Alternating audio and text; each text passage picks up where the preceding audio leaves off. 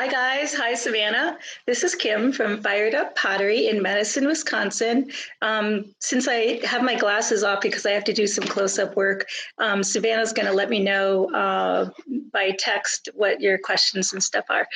First, I want to make sure that you can hear and see me, so that'd be great if you could just let me know that. I don't want to get into the class before that. So let's see, I don't have the comments up, but it'd be great to see them. And so we'll see what she says. So yeah, so Savannah, let me know if you can see me by text on the phone. That'd be great. So basically I'm doing this because there's a lot of people who want to do glass but don't really have any idea to get started. If you've never done glass before, this is for you. If you've done glass, then maybe this is not the one. Hey, I can see you. I can see the comments, so that's good. But when I have the computer further down where you can see them, my workstation, I won't be able to read the comments. So that's great. Welcome, Kaylee, and welcome, Peggy. So that's cool. All right, so this will be on replay, so I don't have to hold it up any longer, so we know it works, so that's great. So I'm Kim Stanfill-McMillan from Fired Up Pottery in Madison, Wisconsin. I've been doing glass for 13 years.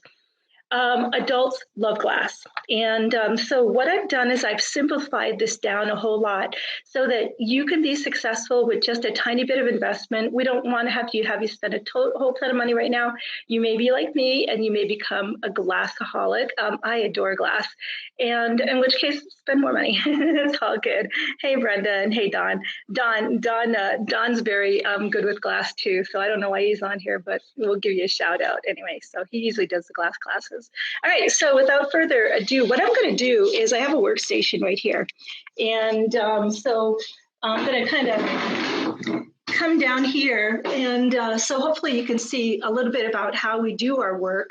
And so I basically give you the introduction about glass. Adults love it. We do it with every age. So for example, 2 years up, as long as you don't think they're going to think this is candy and swallow it.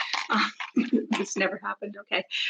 So we do glass with little kids, and I can talk a little bit about that, how we segment the glass for the little ones, because their projects turn out. In fact, I think that the glass projects tend to turn out a little bit better than the pottery painting. So if I can be so rude as to say that. So there we go. Just kind of see this. All right, so here's how to get started with a minimum of investment. And the reason I want to do it that way is I want you to be successful and build on that success before you go hog wild, because believe me, glass is really cool. I just love it. I have put together some PDFs, and we'll figure out a way to put them up on chat or get them to you. I don't know, I've got some documents that I made with sort of a supply list. And basically, if you buy 2 sheets of clear, and I was gonna say one of black and one of white, but I think if you do maybe 2 sheets of clear and 2 sheets of white, so the 12 by 12 sheets, and we're going to start with pretty much just focusing on pendants. And the reason we're going to do that is because it simplifies your life. And it also lets you get used to firing and get used to all the things that can go wrong, although there's not many. So we're kind of simplifying and pulling back everything into a smaller situation so that you can be successful, and that's the main reason I'm doing it. So I did say that if you order a clear white and black if you want, and then also order a whole lot of colors. So for example, we keep our glass in the tables on Chinese trays like this. These are food takeout containers. I buy them from a restaurant supply store, and in it there's all sorts of just different colored glass. So you don't need a lot of glass if you're going to only do pendants for a while. And you can do, like, say, small sun catchers too. We're not going to do anything that's slumped or shaped. That can come later once you feel comfortable with how the glass is working for you. So that's cool. All right. So what I do is we have basically a basic setup for the table would look like this. We work off of cafeteria trays. We don't usually have the Band-Aid in here. It's just to remind me to tell you that you should have a supply of Band-Aids on hand. When you get cut with glass, and it will happen, it's so sharp that you don't even usually know that you cut yourself. So all of a sudden you look down, there's like red. So That's just, I'm just saying that's a thing, but they heal up really fast. I've never had anybody badly cut or anything else like that, but do have Band-Aids on hand. Then what we do is we use this to make their project on. So you're going to go ahead and take a pendant base. Now what I've done is I pre-cut the pendants into 1.5 inch by inch squares, okay? And so I have this in a little craft box with all sorts of different colors, so you can see there's some really pretty glass right there. And I'll use that to make a project. So we have this already pre-cut, so there's white and there's colored glass in here too. There's also black. Now, the reason I say to simplify, because black is a specialty thing. There's 2 types of glass, to back up a little bit. There's opalescent, we just call it opal. That's the glass you can't see through, okay?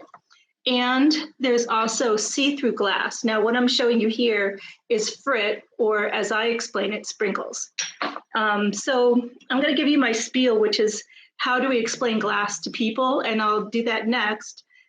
Glass is like making a sugar cookie. So you're going to start with a piece of glass. That's your cookie. You're going to put glue on it. That's the frosting, and then you're going to decorate it with sprinkles, okay? And so that's all it takes to make a pendant. It's not hard, it's not confusing. So basically, what we've done is we've made some, out of bisque tiles, we've made some little, just a circle and say to put the glue there. And the reason we do that is because we really like not having to wait for the glue to come down into the bottle. So we put a little dab of glue right there, okay? And then we give them Q-tips and a toothpick, and that's to decorate with.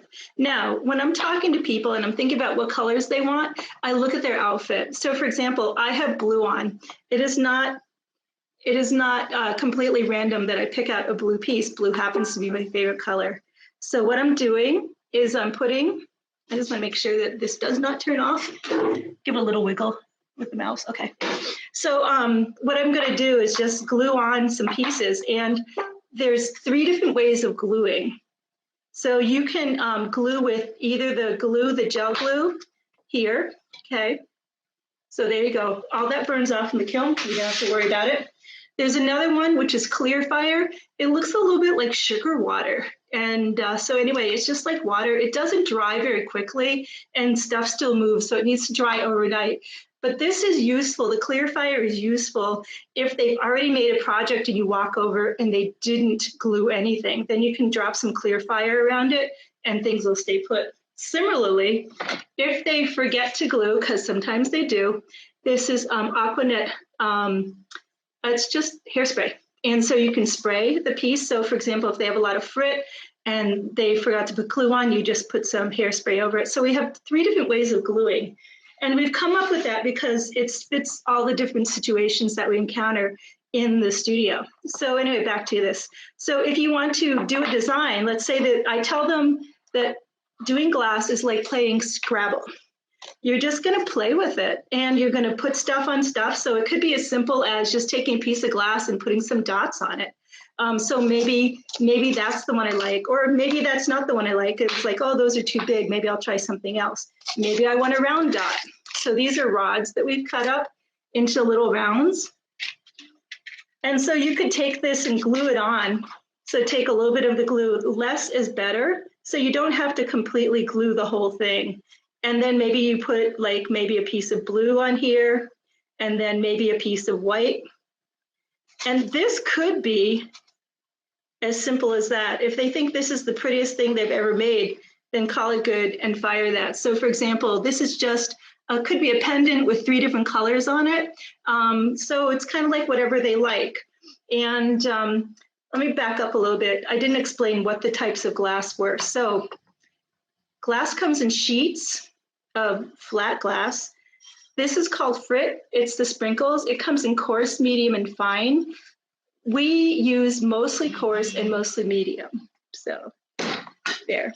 Cool. Oh, I love people say hi. Good. Okay, so we use mostly coarse and medium on here because it's easier.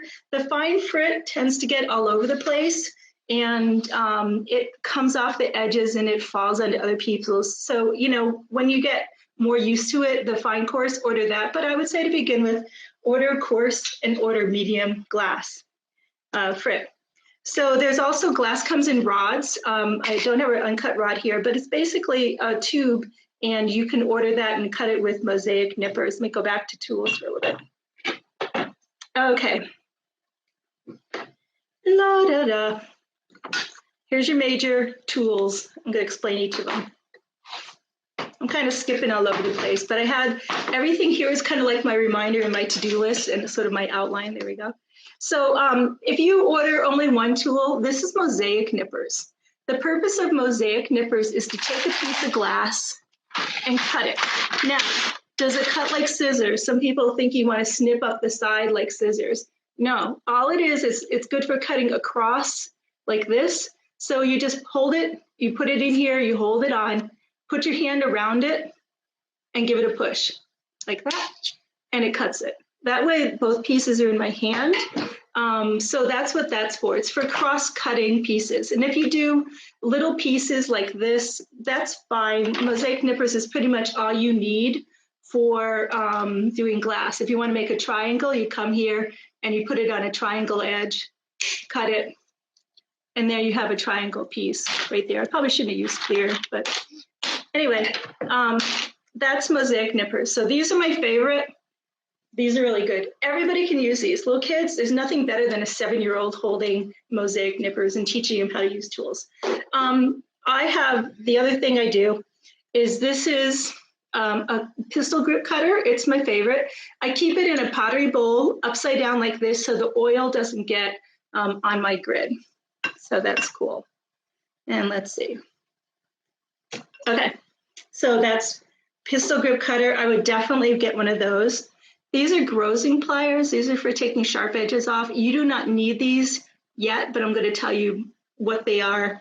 And we use them when we cut circles. If you have a little bit of a flared edge, a little imperfection, you can come in here like a dinosaur and chop, chop, chop the edge off like this and kind of make it nice. So that's what these are for. So not for pendants really, but it's useful in the future. Okay, these are, gosh, I don't know why I can't remember the name of them. But anyway, pliers. We've done something really different on ours. We've marked yes. I'm going to show you these really close.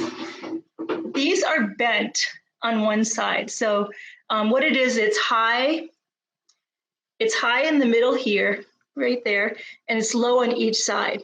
And you can see we marked a yes where the line is. So that's how they know to put it upright. So when you cut glass, and we teach people to cut glass, and I would say less than 25% of the people want to know how to cut glass. But I'm just going to grab a little piece here and cut it for you. Oh, I don't know. Sure. Okay, I got a strip piece of glass here. We also have strips in. Behind me, we have strips of 1/2-inch glass pre-cut. I'll show you that. Behind me in these glasses over here, these are glass that's already cut into 1/2-inch wide strips. And this Chinese takeout containers is all the glass by color. It's not usually set up here. It's usually much better arranged, but I have it here just because we had to move everything when we redid the store for takeout. Okay, so I'm going to show you how to cut glass. So what you do is you hold this part straight up, the pistol grip. And this is not sharp. This is a little wheel on here. Let's see, camera, there we go. It's a little wheel. It's not sharp at all. I have kids touch it. It's on a spring. So what you do is you come here and you're going to roll it onto, this is going to be straight up, roll it down, push down hard, and roll towards you. Some people cut away, okay? Here's the key phrase. It makes a grinding noise. To make it acceptable to everybody, tell them it sounds like sizzling bacon, okay? So that's the cool thing. I'm gonna move the computer here for a sec. So hopefully you can see this. Okay, so here I'm gonna come and you can just cut. See that noise?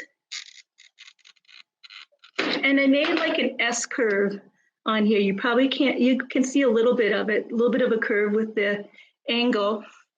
And then to cut it, you take the yes side, there's a line in the middle here. You put the line on the line and snap it. Oops, there we go. Okay, and that's it. It's broken into 2 pieces, okay? So it's as simple as that. You guys can cut glass.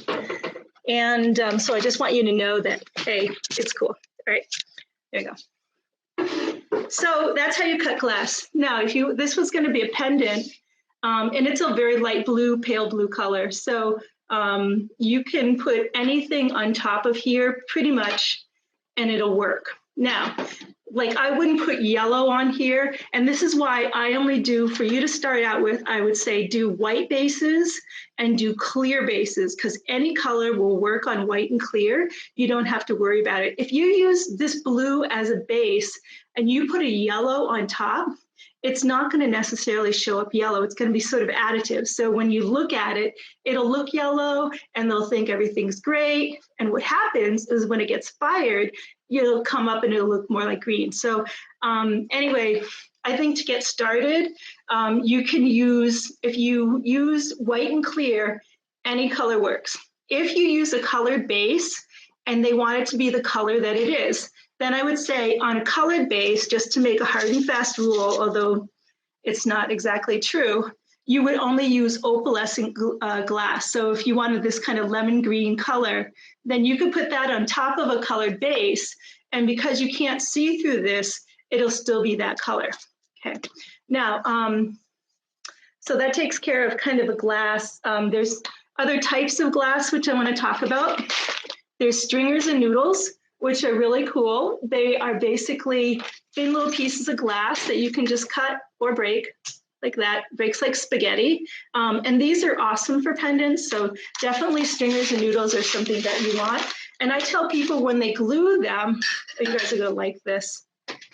Some people want to use way too much glue. When you glue them, you dip it in, oh, here's my glue, right here, good. So what you do is you dip in like a kayak paddle. So like this, dip one side, dip the other side, put it on, now it's glued. So you don't need a lot of glue to make pendants. So that's why I like them. So this talks about stringers and noodles. And I talked about gluing.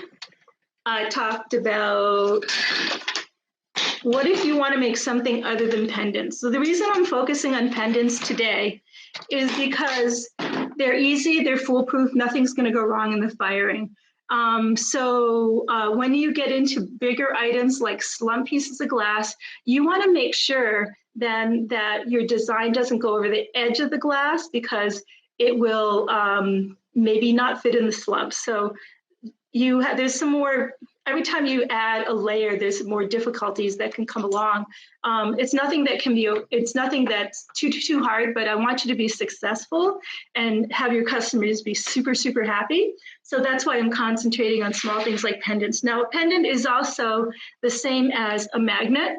So for example, put a nice big magnet piece on it. We do it with E6000. And it can be something as simple as just glass on glass on glass. Now, glass wants to be 2 layers thick in the firing. So what that means is that if you have 1 layer, it'll shrink in. If you have 2 layers, it'll stay as is. And if you have 3 layers, it'll spread a little bit. So that's something for you to know. In terms of other things you can make, a pendant is obviously also a magnet. It's also can be a keychain holder. It can be a barrette.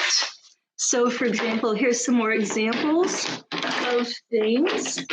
This is Wisconsin. So we used glass paint on there to make the Wisconsin, along with a cricket sticker. So we cut out a sticker on the cameo silhouette, and then they just traced it with glass paint. So that's kind of cool. Glass paint looks like this: glass line, black. If you start out with, I would start out with black, white, and orange, because orange is for snowman noses. So those are the 3 colors I would start with. Here's an example of a pendant made with the straight lines. It's just kind of cool. And this is full fuse, which means it's completely smooth here. It has no texture to it. So we do both full fuse and contour fusing. The difference is contour fusing is slightly bumpy.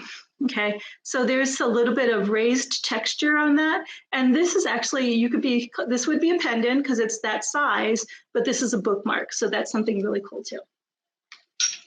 All right, so let's see, other tools I've covered that you want, Q-tips and toothpicks.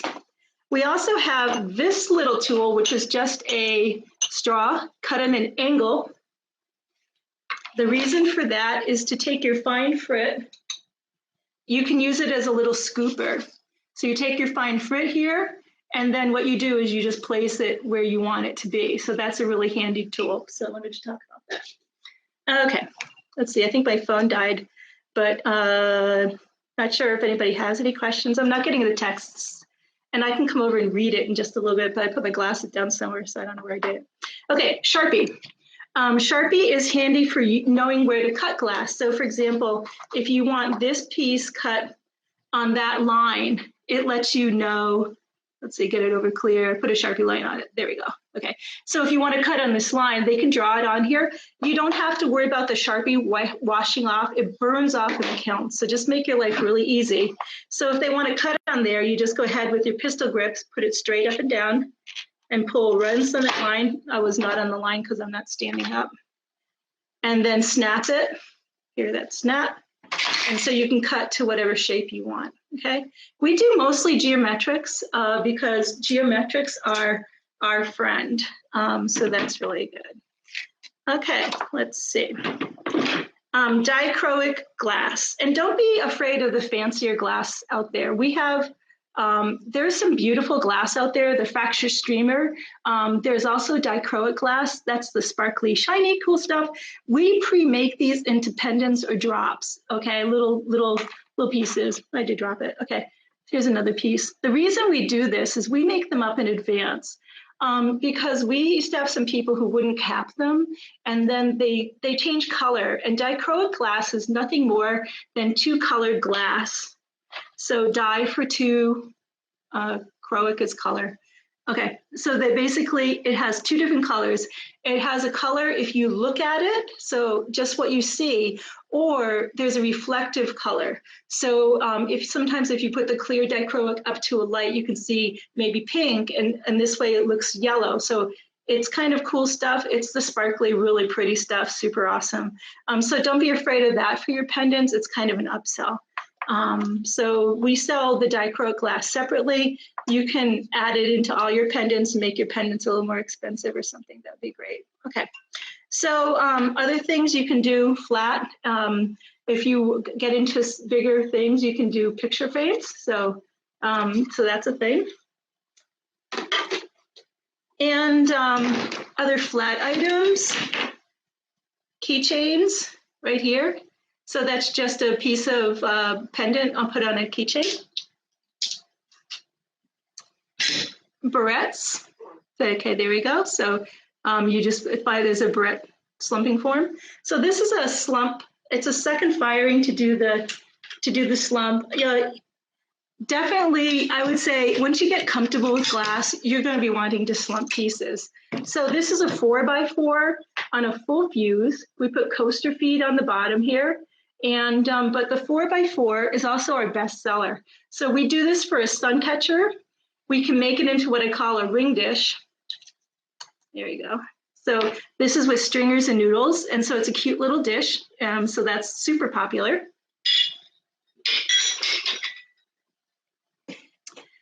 This one is same, it's similar. It's a different shape, but it's still a 4x4 and clear glass again to show. You can just put squares on here. So all we did was put squares and straight line stringers on here. And that's a very cute project. So do we have like projects? Almost all of our samples are geometric.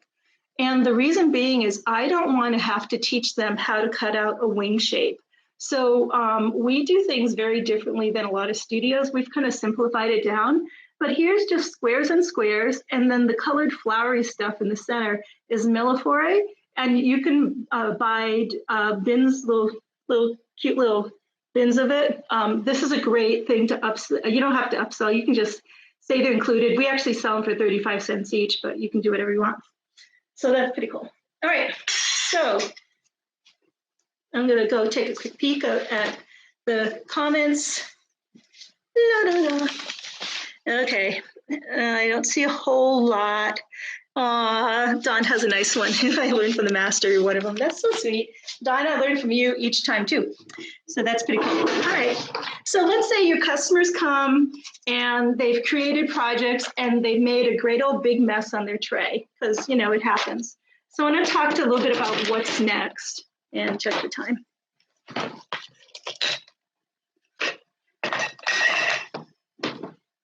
Okay, we're still going good. Okay, so this is nothing more than a Chinese takeout container filled with scrap glass. What we do, they've done their tray. We have a piece of paper on it so they can label it with the Sharpie. So they've created their project, and now on their tray is a mess of leftover glass. On the tray, they write these things. Now you can see I did not make it look pretty for this, but we tell them all here under number 6, this is what they write on the tray. They write their name, their phone number, what the piece is, the date, full fuse or contour, and then you bring the red tray to the counter for checkout. And so we got tired of saying that all the time. So it's written right here on top of the table. These are the things you write on your tray. So they write it in Sharpie. Why? Because we take a picture.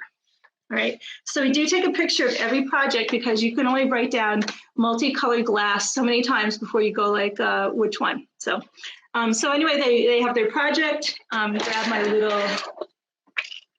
little pendant here. They have their pendant, they have their name, and then they bring it up to the front and we fire it. So that's cool. All right. Awesome. All right, let's see.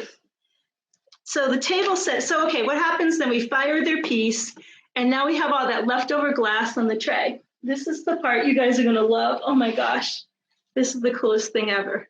So you take this, their project, it's now in the kiln, bye-bye. Grab the toothpick or anything that's not fireable, not glass, and then here's what you do. You take this and you dump it back into there, and now you've cleaned up, right? So you don't have to resort this out, and there is a use for this. We make, with the scrap clear, we make multicolored glass. So what we do is we just take it, and this is just so pretty, so I want you to see it. This gets used all the time, so I need a white paper behind it. There, okay? So this gets used all the time. What happens is we just take the scrap clear, we put glue on it, and then we take the sprinkles from our scrap, our scrap glass on the table, and we make these out of it. And then we sell these individually. So like if you want a touchstone or something to buy at the front counter, people were asking us all the time, could they take glass home? So we sell these for 50 cents. And but they're on the table, they can just use them. We just take the prettiest ones out and we sell those individually. So that's pretty cool. Okay, I'm gonna back up a little bit here. The grid down here is known, this is the Morton system. I don't even know if they make it. I've been doing glass for so many years because I used to be a stained glass person before I did glass with fused glass. So what happens is I had this grid left over. I love it because everything goes in here. I think Beetle Bits still has a system. Pretty sure I bought mine from BI, but check and make sure. Some people use just foam for the little bits and pieces when they're cutting glass.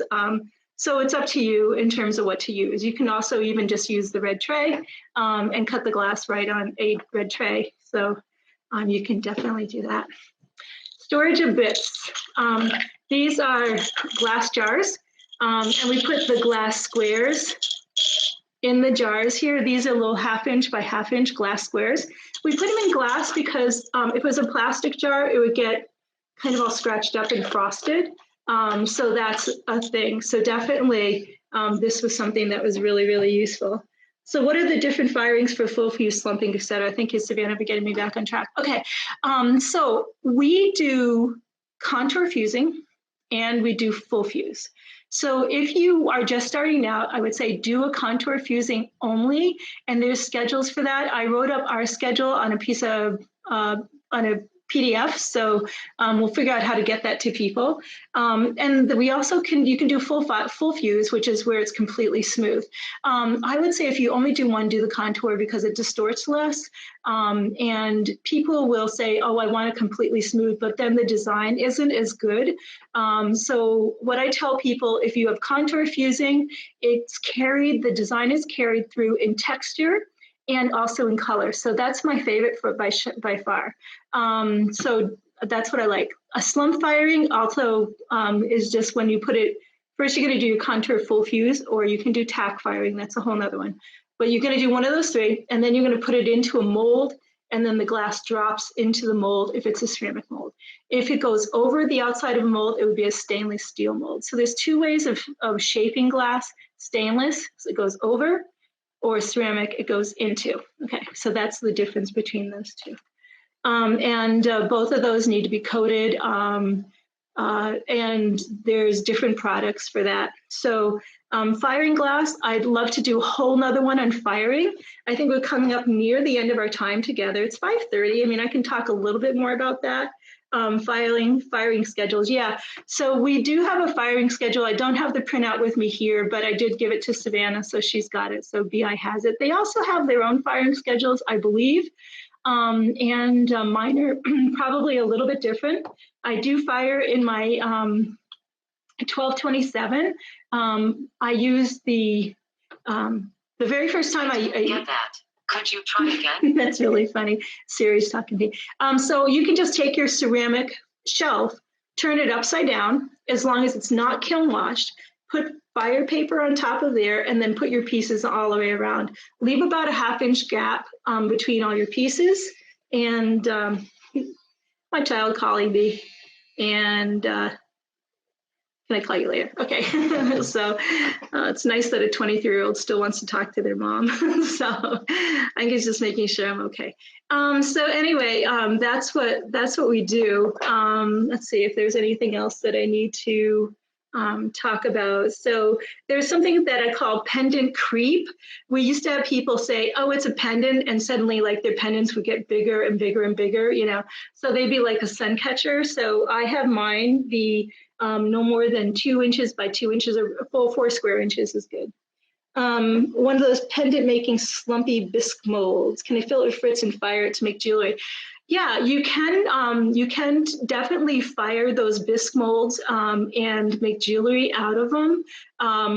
Sometimes there's a couple of things that happen with them. Sometimes there'll be sharp edges. It almost looks like teeth on a shark. You know, there'll be all these sharp edges on the side. So you have to make sure that your firing is hot enough to be able to make sure that they really smooth in there and be very nice. The reason we don't use them here is I was trying to figure out, like, is there a good way to give a customer, like, okay, you're buying 4, and so a lot of times there'll be 4 or 6 or 12, there'll be a whole lot of them.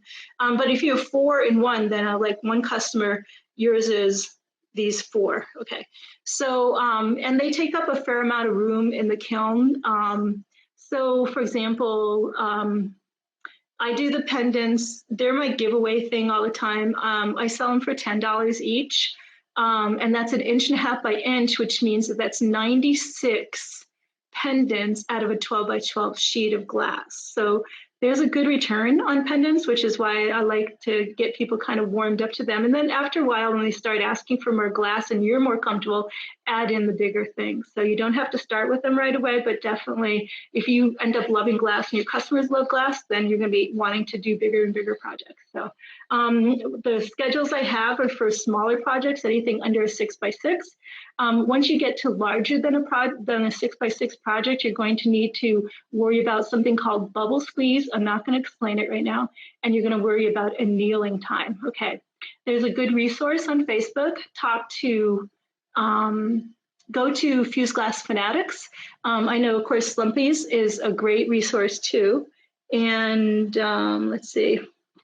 So I think that's everything. Somebody also asked, what are the different firings for full fuse slumping, et cetera? Yeah, and I wrote them down, and Savannah's got those too, and more about firing schedules. So my firing schedules are pretty conservative, just because you can fire things, you can fire small glass faster, and you can look those up too, but then you're going to have to relearn a whole different way. So when you go to bigger glass, so I would say you can start out with a more conservative firing schedule, which means longer and slower. That'll keep you out of trouble for when you get to those big ones.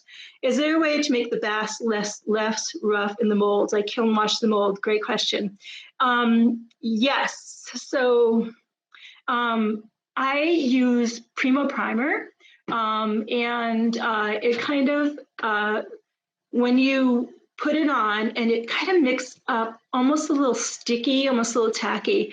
And then when I fire in them using Primo Primer on my molds, after they're dry, I take it and I just kind of run my finger very, very lightly. You can't even feel that I'm touching it.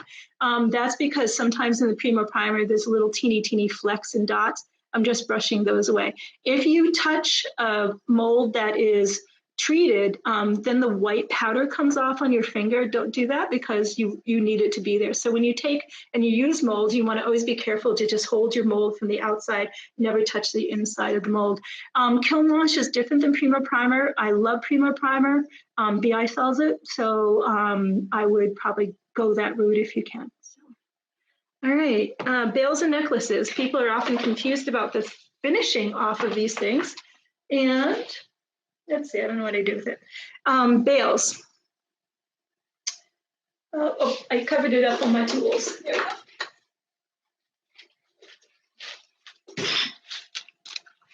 we go. Okay, cool, that's all done.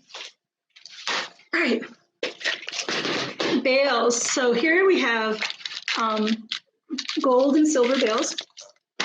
And what you do is if you have a piece that's already made, let's just say this is your finished pendant, this bail just gets glued onto the back. It just gets glued like this onto the back right there. And then when you do, there you go. See right there. All right, it's super easy. And then the glue, I use E6000. The glue has to stay on there for 24 hours. Now, I used to tell people overnight, and they used to come back saying that the bail didn't stay on. Now I say 24 hours, don't hang it. And also, when they do sun catchers, don't have them use a suction cup, because the suction cup will loosen over time, and then it'll go fall, and break. That's not good. So basically, you can hang a small nail or brad above the window, hang it down with fishing line. The cool thing about glass is it can also go outside all winter. So I'm in Wisconsin, freezing winter, glass, no problem, because it gives you that pop of color against snow. So that's another thing that's really, really nice about that. Okay. So basically glue the bails on. I used to glue them ahead of time. I glue them now on pickup, because what happens is the pendants sometimes change. And so they made it one way with this side up, and then they see it in person. They actually like it glued that way. So it's up to you, but we glue them on at pickup time. So I always say, hey, give us, a few minutes. And so plan on maybe 10 minutes of pickup. It doesn't take that long, but if I tell them 10 minutes, they'll at least plan for it rather than just like pick it up, give it to me, and out the door they go. So that's something. Okay, I think I'm ready to wrap it up. So last questions. I'm happy to do one on firing and more on firing schedule. Also, I can walk you guys through a Facebook Live back at the kilns and actually show you how to use ramp hold, but I'm sure there's YouTube videos about that too. So, check out YouTube videos. They're great for that.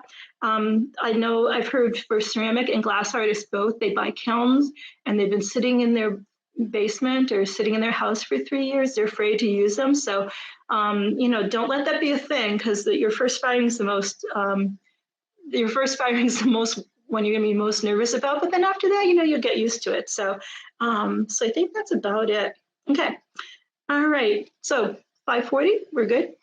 And thanks a lot. And let me know if there's anything else you want to see. I'm more than happy to pop on and show you things. So thanks a lot and have a good one. Bye-bye, guys.